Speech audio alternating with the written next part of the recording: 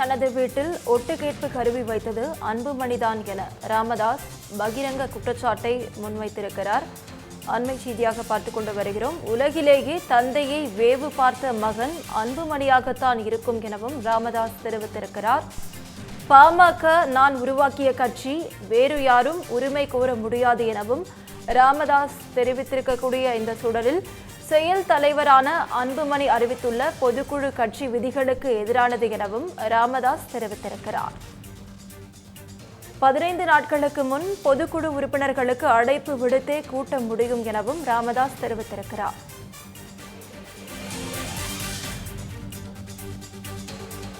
இதுகுறித்த முழு விவரங்களை தலைமைச் செய்தியாளர் விக்னேஷ் வழங்க கேட்கலாம். விக்னேஷ் வணக்கம். முழு விவரங்கள். வணக்கம் நவீனா. பாமக நிறுவனர் ராமதாஸ் அவருடைய இல்லத்தில் ஒட்டு கேட்பு கருவி கண்டறியப்பட்டது தமிழக அரசியலிலேயே மிகப்பெரிய ஒரு பரபரப்பை ஏற்படுத்தி இருந்தது. பாட்டாளி மக்கள் கட்சியினுடைய தொண்டர்கள் மற்றும் நிர்வாகிகள் மத்தியிலும் அது மிகப்பெரிய சலசலப்பை ஏற்படுத்தி இருந்தது.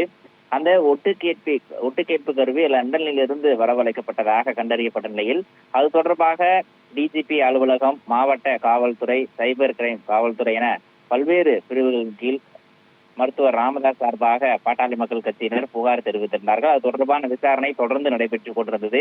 இந்த நிலையில் சற்று நேரத்திற்கு முன்பாக சென்னையில் செய்தியாளரை சந்தித்து பேசிய பாட்டாளி மக்கள் கட்சியினுடைய நிறுவனர் ராமதாஸ் அந்த ஒட்டு கேட்பு கருவியை தன்னுடைய இல்லத்தில் வைத்தது அன்புமணிதான் என்பதை வெளிப்படையாக அறிவித்திருக்கிறார். குறிப்பாக உலகத்திலேயே தந்தை ஒருவரை வேவு பார்த்த மகனாக அன்புமணிதான் இருப்பார் என்ற ஒரு குற்றச்சாட்டையும் பகிரங்கமாக வைத்திருக்கிறார். இந்த ஒட்டு கேட்பு கருவி விவகாரம் தொடர்பாக பாட்டாளி மக்கள் கட்சியினுடைய இரு தரப்பிடமையே மிகப்பெரிய சலசலப்பு ஏற்பட்ட நிலையில் அன்புமணி மீது, தன்னுடைய சொந்த மகன் மீது பாட்டாளி மக்கள் கட்சியினுடைய நிறுவனர் ராமதாஸ் ஒரு பகிரங்கமான குற்றச்சாட்டை வைத்திருக்கிறார்.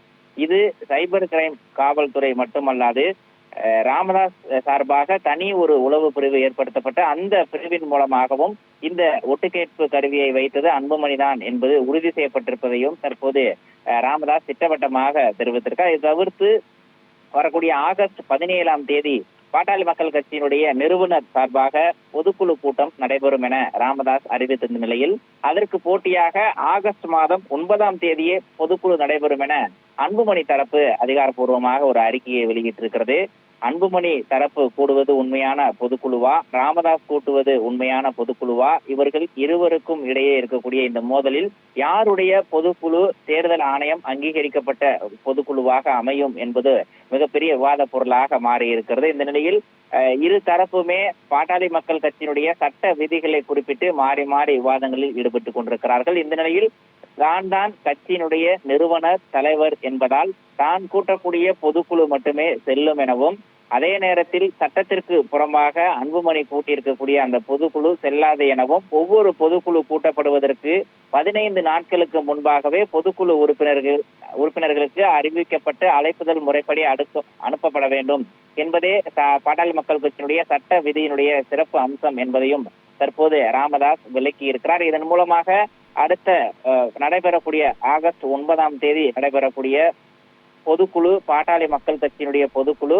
அன்புமணி ராமதாஸ் தலைமையிலும், அதன் தொடர்ச்சியாக 17ஆம் தேதி நடைபெற இருக்கக்கூடிய பொதுக்குழு ராமதாஸ் தலைமையிலும் நடைபெற இருக்கிறது.